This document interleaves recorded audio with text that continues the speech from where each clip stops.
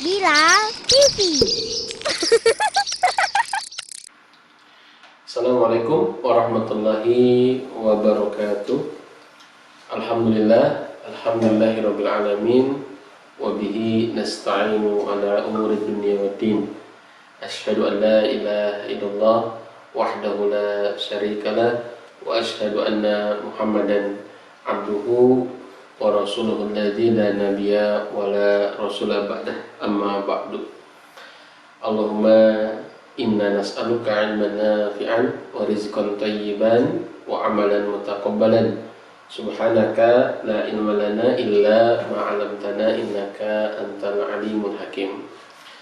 Alhamdulillah, dengan izin Allah, dengan qudrah dari Allah, dengan iradatullah, ya, kita bisa melanjutkan kajian kita di serial kajian parenting dengan tema pendidikan iman, dan masih di judul kenapa dan bagaimana menumbuhkan anak untuk cinta kepada Allah, ya, atau menumbuhkan cinta Allah pada diri anak.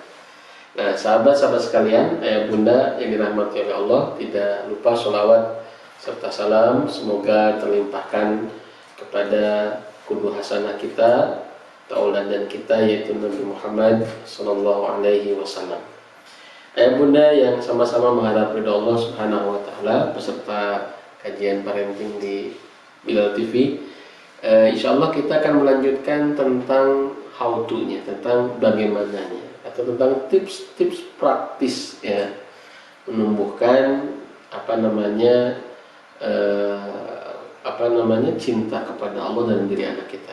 Setelah di edisi sebelumnya kita membahas tentang kenapa. Ya, kenapa ini mudah-mudahan menjadi landasan yang kokoh bagi kita sebagai orang tua untuk melakukan proses itu, bagi kita sebagai pendidik untuk melakukan proses itu.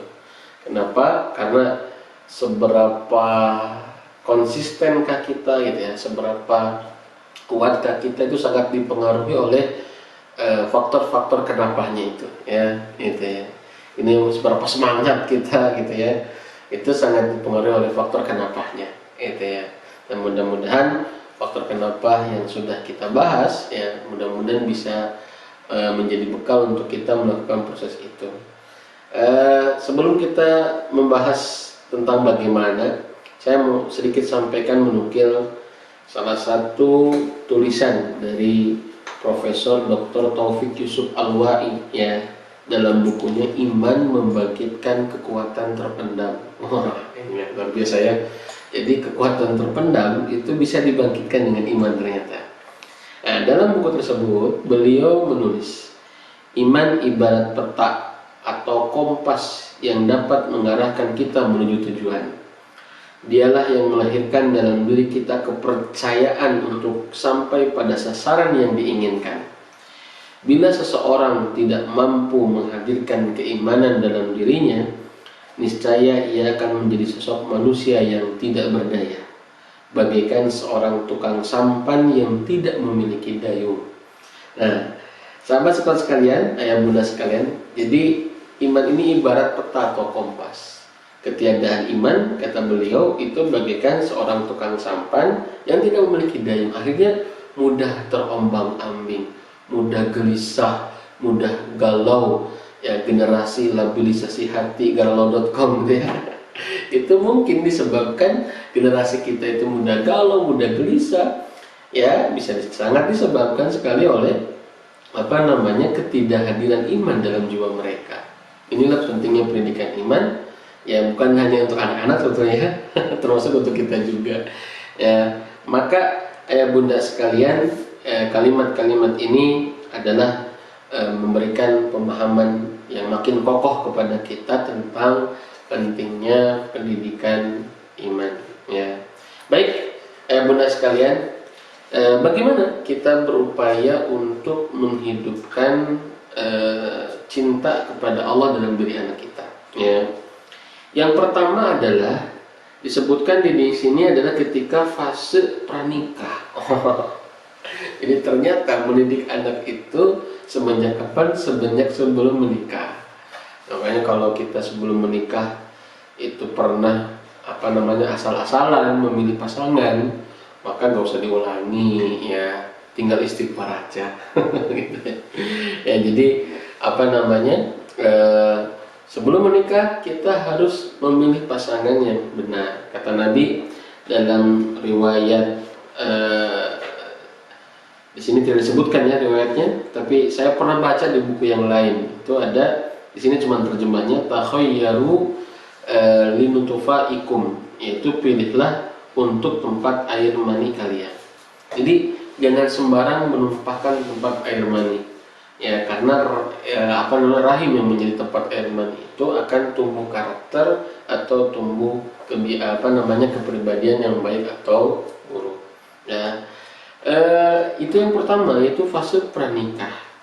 Ya, makanya di sini pun kita harus banyak berdoa ya, ketika sesudah menikah kita banyak berdoa kepada Allah untuk meminta keturunan yang baik. Rabbi habli min ladunka dzurriyyatan thayyibah innaka sami'ud du'a. Ini adalah doanya Nabi Zakaria ya.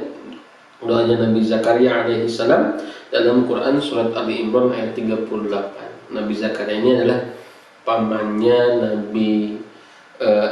pamannya Maryam ya, dan yang mengurus Maryam gitu. Dan kemudian Nabi Zakaria ingin memiliki keturunan.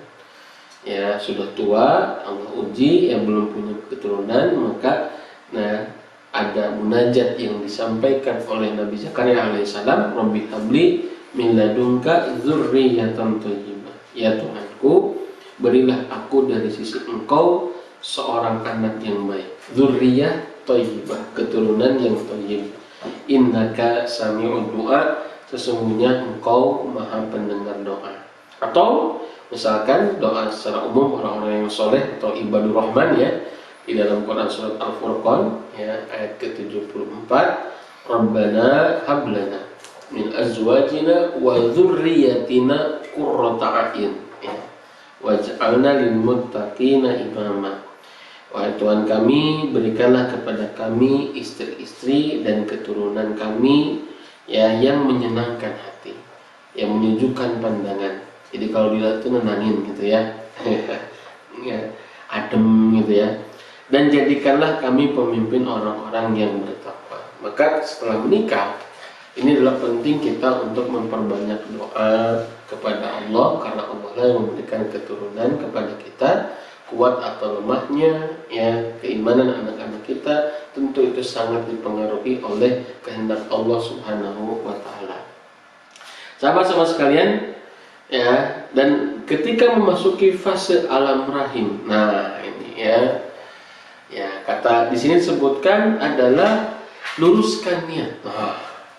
Luruskan niatnya, jaga niatnya sebagaimana ya itu yang dicontohkan oleh istrinya Imran, ibunya Maryam ya, ibunya Sayyidah Maryam ya, dimana istri Imran mengatakan, Rabbi inni nazartu laka ma fi batni muharraran fataqabbal minni ya. Ini pentingnya niat.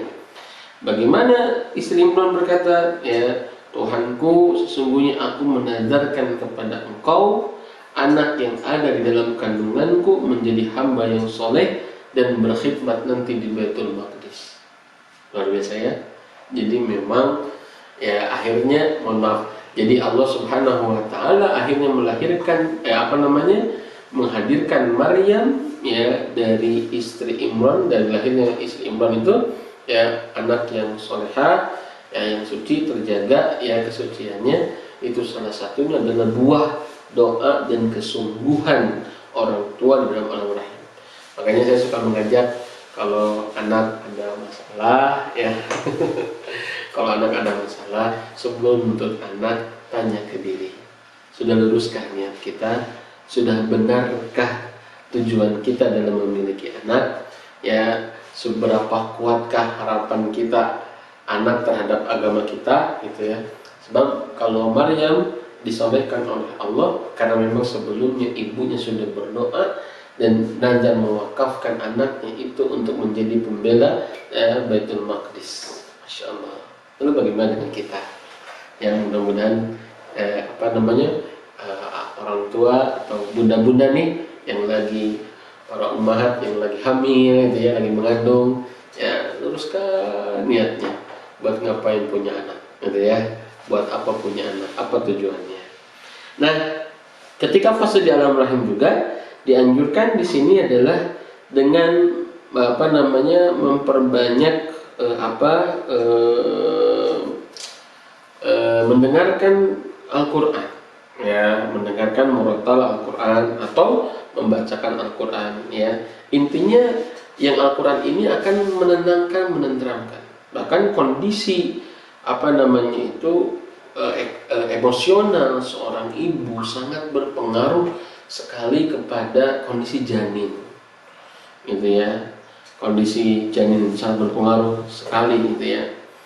Sampai di sini disebutkan, ya, maka kondisi jiwa yang tenang dan menghadap kepada Allah sangat membantu meringankan ketegangan jiwa.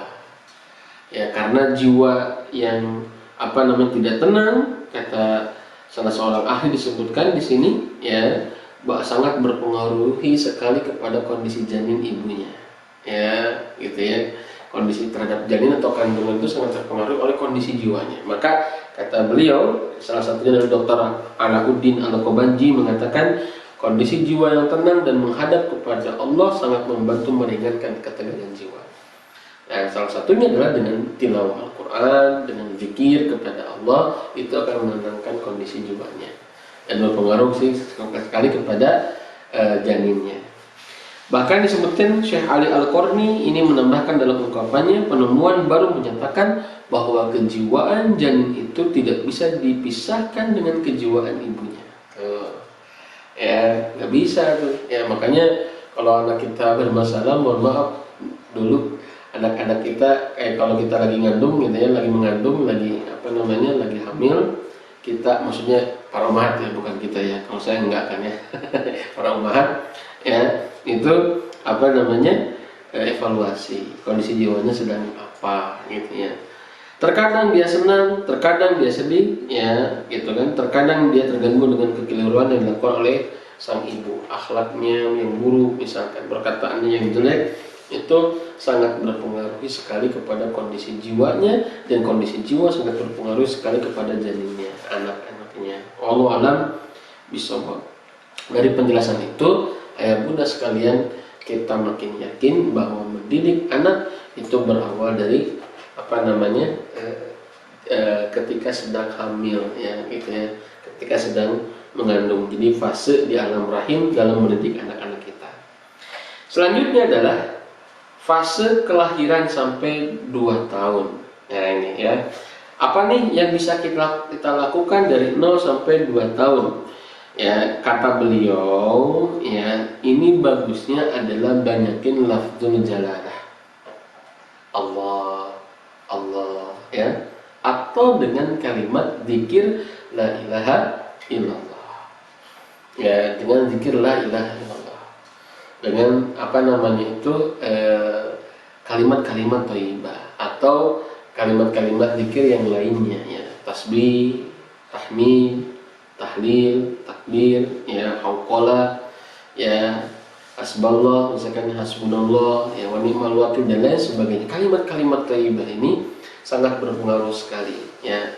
Selain tadi kepada kondisi janin, kepada kondisi ibunya, ya, 0 sampai 2 tahun fasenya menyusui, ya. Fasenya menyusui, maka ketika menyusui dia melafadzkan lafaz-lafaz jalalah, ini sangat berpengaruh sekali, ya, kepada kondisi ibunya. Maka ini penting banget, ya. Bahkan sekalian ketika kita mungkin zikir pagi, zikir petang, ya, atau ketika kita memperbanyak zikir untuk menenangkan hati kita sambil meniatkan untuk mengajarkan kepada anak kita, ya, ini penting banget. Insya Allah semua orang tua bisa, tapi sering sekali lupa mengajarkan ini, ya. Bahkan yang pertama diajarkan itu bukan kalimat Allah, tapi kalimat papa, mama, abi, umi, gitu ya. Padahal alangkah baiknya kalau pertama yang diajarkan itu adalah lafzul jalalah, yaitu Allah, atau kalimat-kalimat thayyibah. Ya, termasuk kalimat thayyibah yang paling utama adalah la ilaha illallah. Ya, dalam sebuah hadis sebutkan, lakinu auladakum bila ilaha illallah, talqinkan Talkinkan anak kalian dengan kalimat la ilaha illallah. Bayangkan ketika kita mentalkinkan, mendiktekan kepada anak kalimat tahlil, kalimat la ilaha illallah, dan anak hafal kalimat itu dari kita, maka setiap anak mengucapkan itu sampai akhir hayatnya, kita mendapatkan pahalanya. Ya, insya Allah. Ya, itu. Jadi ini penting. Ya, 0 sampai 2 tahun banyakin aja ya. Atau sambil dibacakan Asmaul Husna, ya, kemudian juga zikir kita. Saya kira ketika Anda berzikir pun bagus untuk disampaikan kepada, sekaligus untuk bisa mentalkin ke anak kita, ya, dengan tasbih, tahmid, takbir, ya, tahlil, itu kita sambil zikir sambil membacakan untuk anak-anak kita. Baik, ya. Kemudian disebutkan lagi adalah ketika usia 2 sampai 3 tahun, ya. Ketika usia 2 sampai 3 tahun, ya, itu kemudian dibacakan, mohon maaf ya, ditalkinkan surat-surat pendek, ya. Mulai itu 2 sampai 3 tahun, ya, sambil diajak jalan-jalan, bacakan Al-Fatihah, mau tidur bacakan Al-Fatihah, ya. Ya, subhanallah, ini hasil sederhana. Ya, kitanya bagusnya juga orang tua yang punya bekal untuk mentadabburi Al-Fatihah biar gak bosan, ya.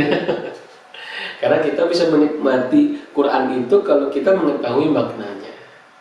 Ya, sebagian ulama menjadikan Al-Fatihah itu sebagai zikir, ya, gitu. Ibnu Taimiyah pernah membaca ratusan Al-Fatihah dari mulai pada subuh sampai Isra, ya, sampai waktu syuruk. Dijadikan sebagai wasilah doa, gitu ya, atau sebagai zikir dengan Al-Fatihah. Nah, orang tua bisa dengan membacakan Al-Fatihah, kita niatkan sebagai wasilah kita untuk mendoakan anak kita, ya, disehatkan, dijaga, sambil kita mengajarkan Al-Fatihah untuk anak-anak kita. Ya, bacakan Al-Fatihah. Nah, itu sekaligus juga ruqyah, ya. Dijaga anak kita dari godaan setan, ya, atau dari berbagai macam penyakit yang membahayakan. Karena satu di antara 11 nama Al-Fatihah, surat Al-Fatihah, kata Imam Al-Qurtubi, termasuk kata Imam Asyuti, itu adalah ar-ruqa, jampe, ya, atau ruqyah, bacaan-bacaan zikir. Jadi ruqyah yang paling utama itu adalah dengan surat Al-Fatihah. Jadi selain niat mengajarkan, juga niat membacakan untuk meruqyah anak kita dengan surat Al-Fatihah. Sebelum tidur kita bacakan, ya, kemudian sambil main mungkin, atau sambil di jalan mungkin, ya, kita bacakan. Ya, kalau misalkan sambil naik motor atau naik mobil, ya, kita bacakan surat Al-Fatihah. Kalau di sini juga disebutkan surat Al-Asr dan Al-Kautsar, ya. Saya tidak tahu kenapa harus dipilih surat Al-Asr dan Al-Kautsar. Apakah mungkin karena pendeknya, ya? Karena 3 ayat, ya, Al-Kautsar 3 ayat, Al-Asr 3 ayat, gitu ya. Jadi surat-surat yang hanya 3 ayat, gitu ya. Yang lain kan tidak ada yang 3 ayat, ya. Mohon maaf, ya. Termasuk kecuali An-Nasr, ya. Al-Asr, ya, Al-Kautsar itu 3 ayat. Mungkin surat yang paling pendek, ya, kita bacakan buat anak kita. Atau boleh mungkin trikul, ya, 3 kul, ya, kul huwallahu ahad, kul a'udzu birabbin nas, atau kul a'udzu birabbil falaq, ya. Dibacakan oleh kita surat Al-Mu'awwidzatain, surat perlindungan, begitu, ya. Diulang-ulang, difokuskan, ya. Atau kita latih anak dengan mengucapkan basmalah, dan ini luar biasa jariyah yang sangat besar, ya, buat kita jadi orang tuanya. Ketika anak itu bisa membaca bismillah dan hamdalah melalui lisan kita, ya, Masya Allah, tabarakallah, kita mendapatkan pahalanya, ya. Ya, bunda sekalian, abi umi sekalian, ya, kita mendapatkan pahalanya. Maka kita latih, ya, dan memang harus dijadikan, harus memulai dari kita sebagai orang tuanya, ya, untuk dijadikan contoh buat anak-anaknya, qudwah, dijadikan teladan buat anak-anaknya, ya. Subhanallah. Baik, itu di usia 2 sampai 3 tahun. Bahkan disebutkan ajarkan sebagian nasyid-nasyid Islami, ya, tentang kalimat tahlil, ya, la ilaha illallah, ya, ada, ya. Itu lagunya anak-anak tuh, yang nyanyi anak-anak semua. La ilaha illallah, la ilaha illallah, la ilaha illallah, Muhammadur Rasulullah, Muhammadur Rasulullah, Muhammadur Rasulullah sallallahu alaihi wasallam. Ada ya itu lagunya. Atau nasib yang lain misalkan tentang tahlil ya. La ilaha illallah misalkan ya dilakukan. Itu lagunya Misri Rasid ya. Masyaallah ya. Atau misalkan dengan bahasa-bahasa kita ya. Ya, aku rela Allah Tuhanku, Islam agamaku, Nabi Muhammad Muhammad Nabiku, doa dinyanyikan sebagai bentuk kebanggaan terhadap Allah, terhadap Rasul, terhadap Nabi Muhammad, dan terhadap agamanya itu agama Islam. Ada lagu-lagu, ada nasyid-nasyid diajarkan ya kepada anak kita ya. Itu kata beliau ya, subhanallah. Baik ya, rekan-rekan sekalian, ayah bunda yang sama-sama mengharap ridho Allah, di usia 3-6 tahun ini mulai kita mengenalkan Asmaul Husna. Kalau tadi di usia berapa tahun? 2 tahun ya.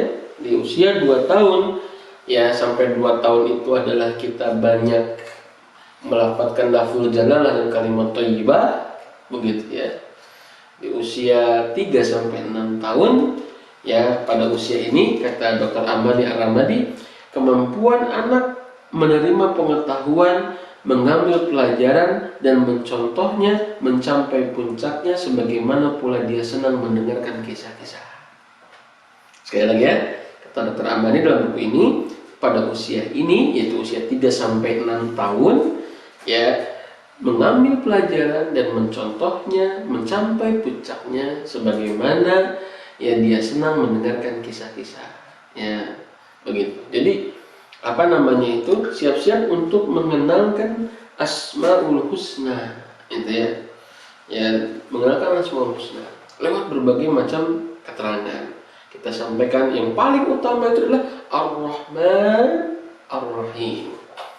Ya, sebagian ulama mengatakan semua nama-nama Allah ini akan berpuncak kepada apa namanya itu, nama Ar-Rahman Ar-Rahim.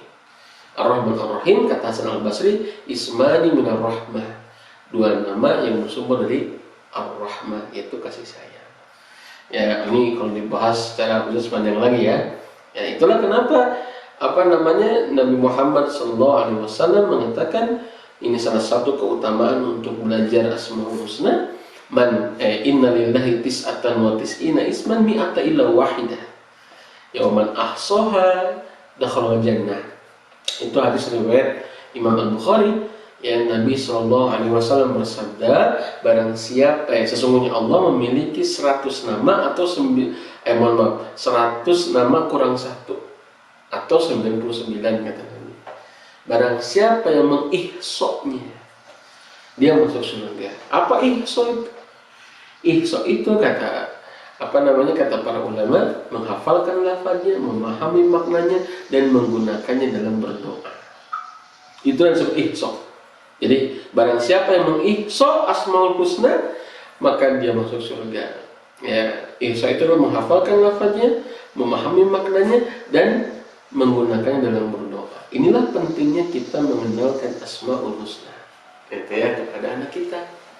Ya, kalau kata Syekh Sa'di mengatakan aqrabu turuqin, ini metode yang paling mudah, paling simpel ya, tapi dampaknya gede, yaitu Asmaul Husna untuk mengenal Allah. Ya, tujuannya apa? Ya, untuk mengenal Allah. Makanya Ibnu Qayyim sampai mengatakan yang ma'rifatullah itu adalah asasul iman. Jadi mengenal Allah ini adalah pokok keimanan. Ya, mengenal Allah ini adalah pokok keimanan. Asasul iman itu adalah ma'rifatullah. Ya, jadi semua bab tentang keimanan ini asasnya, pokoknya adalah ma'rifatullah. Sebelum ma'rifat kepada yang lain, sebelum ma'rifatun Nabi, ma'rifatul dinil Islam, ya, itu asasnya, atau sebelum rukun iman yang lain. Sebelum rukun iman kepada malaikat, kepada hari akhir, kepada kitab-kitab, kepada para nabi dan rasul, kepada qadar-qadar, asasnya adalah ma'rifatullah, kata Ibnu Qayyim, yaitu mengenal Allah. Bagaimana cara mengenal Allah? Maka kata si As-Sa'di rahimahullah, beliau mengatakan yang paling mudah metodenya adalah dengan mengenalkan Asmaul Husna. Wah, itu luar biasa, dahsyat, luar biasa. Ya, Masya Allah. Sampai saya dulu pernah berpikir, ya bunda sekalian, bagaimana tema-tema pelajaran itu, semua nama-nama Allah itu hadir.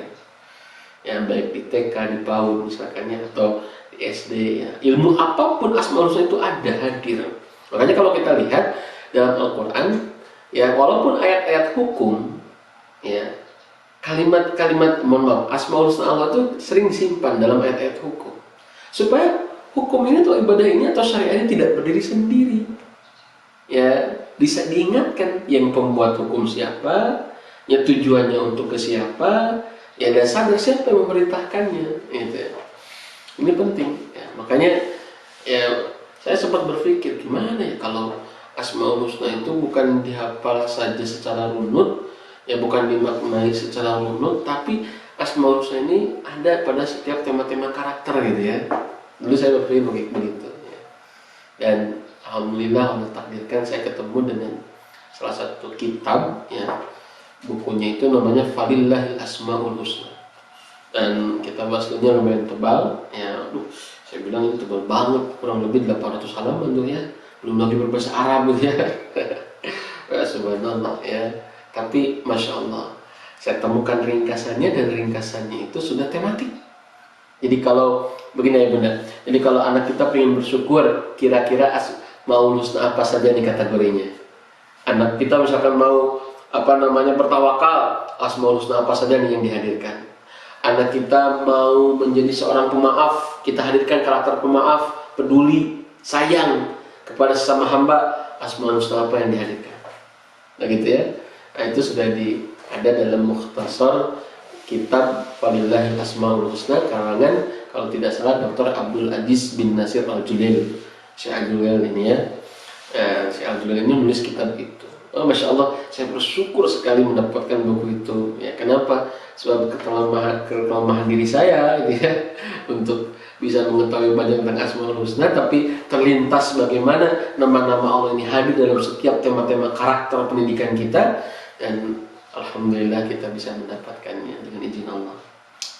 Jadi ya, tetapi kalau kita cukup sulit, cukup berat misalkan ya, sering-seringlah kita mengatakan Allah Maha Baik, Ar-Rahman, Ar-Rahim, Allah Maha Pengasih, tidak pilih kasih, Allah Maha Penyayang ya, tidak tidak meminta kita untuk membalas kasih sayangnya gitu ya, subhanallah ya. Maka Ar-Rahman, Ar-Rahim, kenalkan terus ya sama kita ya, sampai terinternalisasi dalam alam bawah sadar anak kita, pikiran alam bawah sadar anak kita. Segala sesuatu yang dilihat adalah bentuk Rahman dan Rahimnya Allah. Keren ya teman-teman ya, yang benar sekalian. Sehingga ketika anak disuruh sholat tidak susah, tidak berat, karena sudah banyak merasa keberhutangan terhadap Allah gitu.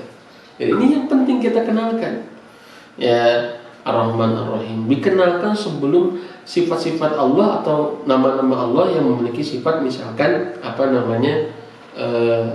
memberikan kesan kepada anak kurang baik ya. Padahal ya Ar-Rahman Ar-Rahim lebih didahulukan, sehingga tumbuh rasa cintanya, tumbuh kerinduannya, tumbuh kesenangannya ketika disebutkan nama Allah. Ada sebuah kebanggaan gitu kalau disebutkan nama Allah itu ya, bukan sebuah ketakutan. Nah hati-hati kalau orang tua menggunakan Allah ketika dalam kondisi ya mengancam, awas loh, itu ngomongnya yang benar, nanti mulutnya digunting sama Allah ya. Itu kakinya nggak boleh tendang-tendang ke adikmu, itu nanti kakinya dipotong sama Allah. Oh, sholat kamu nanti kalau tidak sholat dibakar sama Allah. Itu yang terlintas dalam diri anak. Allah itu tukang gunting ya, tukang menggunting tukang memotongkan kaki, tukang bakar orang gitu ya. Jadi ini jelek akhirnya ya. Hati-hati menggunakan Allah dalam kondisi amarah. Justru Allah di dalam Al-Qurannya disebutkan rahmatku meliputi segalanya, kasih sayang Allah itu meliputi segalanya, termasuk bahkan dihadirkannya neraka. Itu salah satu bentuk rahman dan rahimnya Allah, karena Allah harus adil gitu ya. Wallahu a'lam bishawab. Baik, 3-6 ini saya kira ya kita sudah mulai mengenalkan Asmaul Husna. Jadi 7 tahun pertama atau 6 tahun pertama yang disebut sebagian para ulama disebut dengan fase tufulah, sebelum nanti fase tamyiz misalkan ya, 6 tahun pertama itu, maka sesering mungkin kita mengenalkan nama-nama Allah. Ya, subhanallah. Sahabat sekalian, masuk di usia 7 sampai 10 tahun. Ya, di usia 7 sampai 10 tahun mulailah kita berkisah. Ya, karena kisah inilah cara mengokohkan iman. Selain tadi Asmaul Husna, bahkan mengenalkan Asmaul Husna bisa melalui kisah-kisah untuk memperkuat nama Allah itu. Ya, misalkan ya Ar-Rahim dengan kisahnya misalkan Nabi Sulaiman misalkan. Ya, atau misalkan Ar-Rahman Ar-Rahim dikisahkan dengan bagaimana Allah menyelamatkan Nabi Yusuf misalkan. Jadi silakan berkisah. Dan kisah ini adalah kekuatan. Tak sebatas kisah, gitu ya. Kisah ini adalah kekuatan, ya, metode yang sangat ditonjolkan di dalam Al-Qur'an. Bahkan para ulama mengatakan ya sulusul Quran al-qasas. Sepertiga Quran itu kisah. Ya, kenapa Allah sampaikan dalam Quran surat Hud ayat 120. Wa kullan naqussu 'alaika min anba'ir rusul ma nuthabbitu bihi fu'adak. Dan demikianlah kami kisahkan kepadamu Muhammad berita-berita para rasul ma nuthabbitu bihi fu'adak, yang dengan kisah itu kami kokohkan hatimu. Ya, jadi tidak ujug-ujug bin ojol-ojol gitu ya, tiba-tiba gitu ya, simsalabim Nabi Muhammad hatinya tiba-tiba kuat langsung kuat ya iman Nabi Muhammad, tidak begitu. Tapi ada sebuah asbab yang dilakukan, ada asbab yang dijadikan oleh Allah. Allah mampu untuk langsung mampu. Kun payapun bagi Allah selesai, mudah ya. Tapi kenapa harus melalui kisah dulu untuk menguatkan iman Nabi Muhammad? Ini pelajaran buat kita. Allah saja menguatkan iman Nabi Muhammad. Kalau Allah mampu ya, tanpa asbab pun Allah mampu. Tapi Allah menguatkan iman Nabi Muhammad. Salah satu sebab terkuatnya adalah dengan menghadirkan kisah, gitu ya. Lalu bagaimana dengan kita ambil lagi, kita ulangi lagi metode ini, metode Qur'ani, gitu ya. Ya, usul Qur'ani ya, metode Quran. Bagaimana menguatkan iman Nabi Muhammad? Allah dengan menghadirkan kisah. Lalu bagaimana kita menguatkan iman generasi kita, iman kita? Ya, makanya kenapa Abu Hanifah mengatakan Quran itu adalah kisah itu adalah tentara-tentaranya Allah yang tidak terlihat. Ya, sampai menyebutkan tentara Allah yang tidak terlihat. Kenapa? Sebab efek benar itu ya. Ya, dahsyat betul, impactnya itu, dampaknya itu luar biasa dengan kekuatan kisah. Maka orang tua harus pintar-pintar berkisah ya. Termasuk para pendidik juga ya, terutama menghadirkan kisah. Nah, di usia 7 sampai 10 tahun sudah mulai kisah. Ya, jangan yang panjang-panjang lah. Ya, 5 menit, 3 menit ya, tapi menginspirasi dalam kondisi tenang ya, dalam kondisi rileks begitu ya. Hadirkan kisah. Kemudian disebutkan juga di sini ya, bagaimana belajar di alam ya. Jadi berinteraksi dengan alam, mulai explore di alam. Ya, maksudnya explore di sini mohon maaf ya, belajar gitu ya, banyak belajar di alam tentang hewan, tentang tentang berbagai macam binatang, dengan alam semesta, ayat-ayat kauniyah. Makanya kalau teman-teman bunda sekalian, abi umi sekalian lihat bagaimana tentang surat Al-An'am misalkan, yang para ulama menyebutnya sebagai surat akidah, tentang surat tauhid, tentang surat iman. Di surat Al-An'am justru banyak bercerita tentang alam semesta. Ya, termasuk ya di surat-surat yang makiyah, surat-surat yang disifati oleh para ulama sebagai surat-surat yang pengokoh iman. Dari mana? Bagaimana Allah Subhanahu wa taala memulainya? Allah memulai, atau Allah sering sekali menghadirkan tentang ayat-ayat kauniyah. Membahas tentang ayat-ayat kauniyah dalam ayat-ayat kauniyah ya. Membahas tentang alam semesta, kejadian, berbagai macam peristiwa ya, di surat-surat makiyah di dalam Al-Qur'an. Inilah pentingnya, bukan hanya di kelas belajar itu. Ini makna belajar secara umum ya. Ya, makna belajar secara umum, bukan makna belajar secara khusus. tapi bagaimana anak bisa diajak untuk bertafakkur. Ya, kalau ke Al-Quran bertadabbur, kalau ke alam bertafakkur, mengajak berpikir. Dan kata para ulama, termasuk Ibnu Qayyim al-Jauziyah, termasuk Imam Al-Ghazali mengatakan, ya, dan para ulama salafus saleh lain mengatakan, inna tafakkura diyaul iman. Tafakkur itu adalah pelita keimanan. Latih anak itu. Dan ini akan mengasah kecerdasan akal anak. Ya, bukankah yang disebut dengan high thinking order ya, gitu ya, atau yang disebut dengan ya kalau tidak salah ya. Jadi bagaimana berpikir tingkat tinggi gitu ya. Mohon maaf jika saya salah. Berpikir tingkat tinggi itu adalah bukan hanya menghafal, bukan hanya mengulang-ulang, ya termasuk memahami, ya mengambil hikmah, bahkan bisa mengulangi kembali dengan berbagai macam hikmah yang didapat. Oh, luar biasa ya. Saya baru paham kenapa para ulama sampai bilang demikian. Inna tafakkura diyaul iman. Sesungguhnya tafakkur itu adalah pelita keimanan. Ayah bunda sekalian, maka ajaklah anak bertafakkur. Tidak mesti harus nunggu rekreasi, ya. Nggak mesti harus nunggu rekreasi ke pantai, rekreasi kemana. Walaupun itu bisa kita agendakan, tetapi tentu itu membutuhkan waktu dan tenaga serta biaya yang mungkin tidak sedikit. Nah, bagaimana caranya? Yang paling gampang adalah ya di lingkungan sekitar kita. Sangat mungkin di lingkungan Anda mungkin ada sungai, mungkin ada binatang-binatang kecil, mungkin ada pepohonan, mungkin ada buah-buahan. Itu sangat bisa dijadikan media untuk makin dekat kepada Allah. Ya, ayat-ayat Allah itu dekat sekali. Tinggal mampukah kita untuk bisa menjadikan itu semua media mengenalkan Allah. Begitu ya. Dan kalau yang terakhir ini 10 tahun ke atas, itu masih melakukan hal yang tadi, berkisah lagi, menggunakan Asmaul Husna lagi, ya, dan ditambah dengan memperbanyak dialog, ditambah dengan memperbanyak diskusi. Karena 10 tahun ke atas itu sudah mulai usia prabalik, ya. Sebagian ulama mengatakan murahaqah, usia prabalik ini, ya. Ada yang mengatakan murahaqah itu remaja, ya, wallahu a'lam bishawab, ya. Di antara 10 sampai 14 tahun adalah prabalik. Ya, maka anak sudah mulai sering banyak diajak dialog, diajak diskusi, ya. Begitu. Dan biarkan anak banyak bertanya, karena bertanya ini bisa jadi sebagai fitrah belajar anak-anak kita, gitu ya.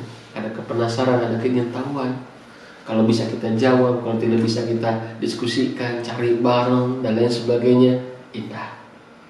Ayah bunda sekalian dirahmati oleh Allah, itu yang disampaikan di buku ini, ya, dari mulai tadi sebelum menikah, fase alam rahim, melahirkan sampai 2 tahun, ya, 3 tahun sampai 6 tahun, 7 sampai 10 tahun, dan 10 tahun ke atas. Mudah-mudahan ini bisa menginspirasi buat ayah bunda sekalian, abi umi sekalian, ya, untuk menjadi jalan kebaikan buat anak-anak kita. Dan yakinlah sebagaimana yang disampaikan di sesi awal, ya, sesi pertama, bahwa kita hanya berusaha. Allah lah yang menumbuhkan iman anak-anak kita, merawatnya, menjaganya, menjadikan pohon imannya rindang dan berbuah dengan amal, ibadah maupun akhlak ataupun adab yang baik. Dan kita hanya berusaha saja. Mudah-mudahan Allah menjadikan kita orang tua jalan kebaikan untuk dikokohkannya iman anak-anak kita oleh Allah Subhanahu wa taala. Mohon maaf atas segala kekurangan. Demikian yang bisa saya sampaikan. Insyaallah kita akan lanjutkan di channel Bilal TV di edisi-edisi selanjutnya. Mudah-mudahan bisa menginspirasi. Subhanaka rabbil izzati amma yasifun, wassalamun alal mursalin, walhamdulillahi rabbil alamin. Assalamualaikum warahmatullahi wabarakatuh. Menerbitkan kalender Hijriah. Setelah sebelumnya mengangkat tema Cita-citaku, edisi 1443 Hijriah ini temanya Cita-cita akhiratku. Melalui kalender ini, Ananda tidak hanya dikenalkan pada profesi cita-cita mereka saat dewasa, namun juga cita-cita akhiratnya, yaitu memasuki surga Allah Ta'ala. Kalender Bilal dilengkapi dengan poster para sahabat inspiratif yang dijamin masuk surga. Setiap poster terdapat QR Code yang ditautkan ke video kisahnya. Kalendernya pun lengkap. Ada sejarah di balik penanggalan Hijriah di tiap bulannya. Ada hari besar dan peristiwa-peristiwa penting dalam Islam. Tanggal penetapan arah kiblat pun ada. Hingga kalender puasa seperti puasa Ramadan, puasa Senin Kamis, puasa Arafah, Ayamul Bid, Asyura dan Tasu'a, serta hari tasyrik di mana diharamkan berpuasa. Miliki segera dengan menghubungi reseller kami di kota Anda.